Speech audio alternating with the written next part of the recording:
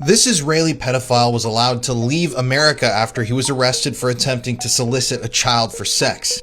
This story will disturb you. So this is Tom Artyom Alexandrovich. Tom is a senior Israeli official and head of the Israel National Cyber Directorate's Technological Defense Division. So in August of this year, the Las Vegas Metropolitan Police Department conducted a sting. They were arresting pedophiles who were attempting to prey on children using computers and technology.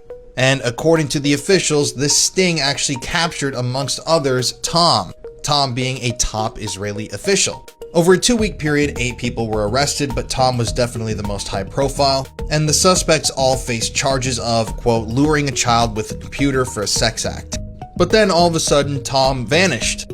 So for some reason, Tom, who was facing charges of pedophilia, he bonded out of jail. It was a $10,000 bond. That is, pretty standard for American criminal justice.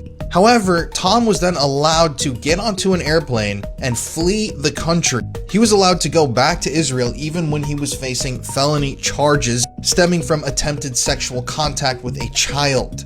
Obviously, people immediately raised red flags here and said, this makes no sense. Because I don't know about you guys, but typically when an American citizen or someone living in America is arrested, they're not allowed to get out on bond and then immediately leave the country. That is just something that doesn't and cannot happen. However, it was relatively easy for Tom.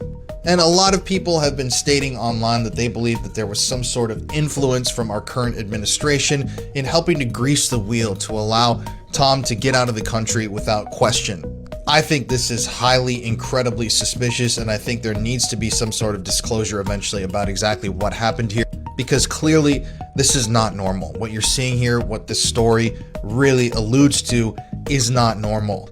And I don't know about you guys, but if someone tries to molest a child, I want to see them rot in prison for as long as possible. I'll keep you guys updated on what happens here with further FOIA documents, but why don't you let me know your thoughts on all of this in the comment section